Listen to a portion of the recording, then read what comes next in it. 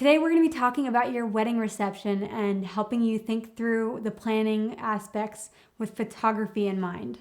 And when it comes to your reception, we totally get that photography isn't going to be your first focus because there's just so many factors that you need to take into consideration. Indoor ceremony, indoor reception, outdoor reception, dance floor. Are the caterers going to come in from some separate place, or is that included? So there's just so many important things to think about. And our goal with this video is just to make sure that you're confident with your decision, knowing that you're intentional about the space when it comes to photography, and we'll answer some of those questions that come up. So what's the first thing we want to kind of talk about? Yeah, so the first thing we want to talk about is how your space transitions from day to night. If it does a good job looking great in the daytime, in the nighttime, that'd be amazing. And the way that you'll have to figure that out is try to look at your reception space during daytime and nighttime to see how it visually looks. It'll help us a lot as photographers and your photos that you'll get back. When the space is light, if there's light walls around us, then we can bounce flash off of those walls and make it look like a full room with beautiful depth in the room. If it's a dark space, that's harder to photograph, and we'll have to, make our flash look a little more obvious in photos. So think through like having that space looked at daytime to nighttime. And if it is a darker space, we have some tips for you that help, break up the room and feel a lot more magical and special. And one of those major tips is making sure that the space, when it transitions to nighttime and it's darker, especially in outdoor spaces or rooms with brown or black dark walls, is to have string lights up. String lights are super magical. They do a number of things for you.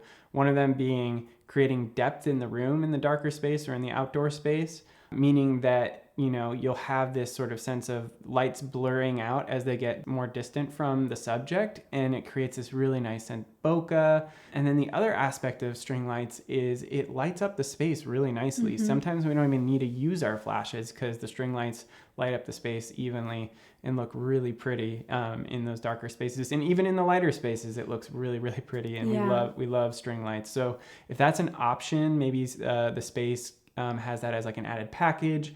Or you could ask them, hey, do you can we bring in some people who can set up string lights in your space, hire somebody to do that or something like that, because it'll work really well indoors and outdoors. Yeah.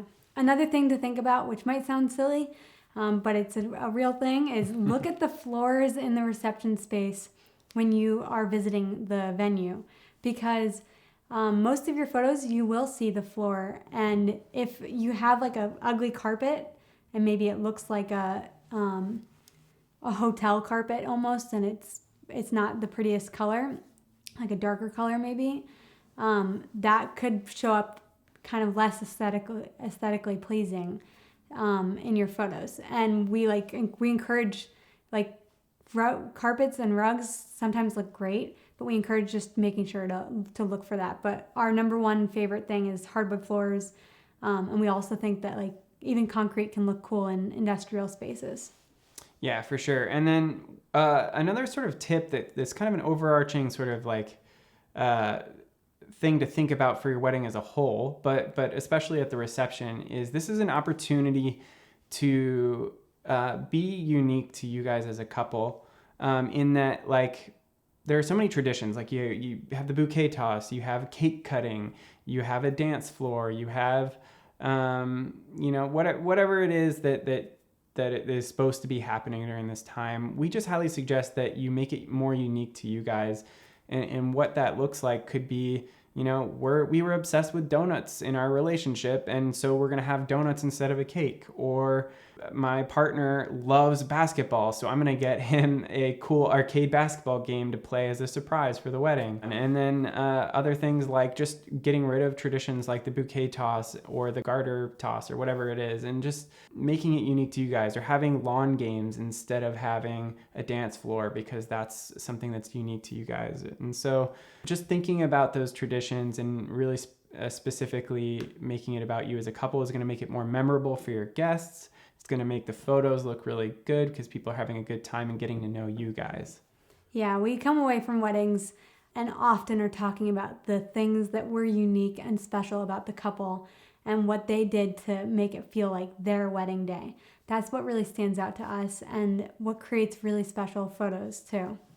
Yeah, and then the last tip and point that we want to make is something that is helpful for not only us as photographers, but is just helpful in the timing of things. So we don't want to sound snooty here when we say this, but just make sure, be your photographer's advocate for them to eat while you guys as a couple are eating as well.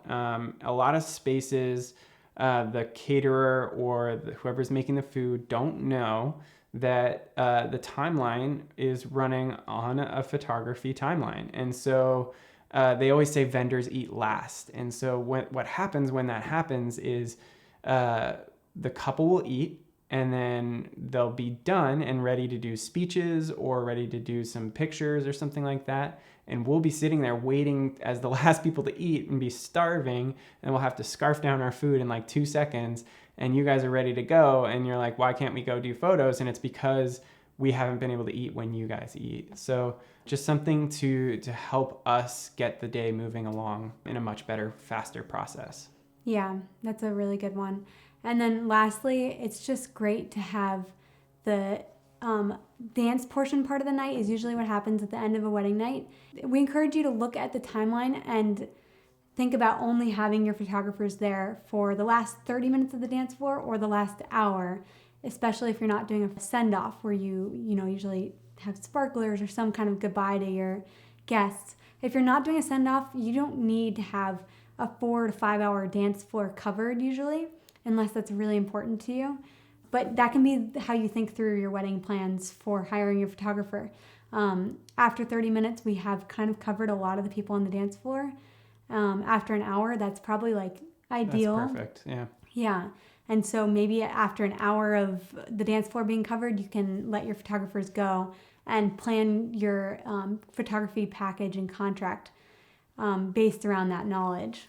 Yeah, because really you're just wasting your money at that point, in our opinion. Like, we don't want you to be spending more than you have to spend because we just be getting more of the same photos. So that's it. When it comes to the reception, we hope we've kind of just narrowed down some of the things you can think about when looking at your spaces, your options. If you've already picked a space, maybe get some string lights for it, and it will help make those photos look really, really great.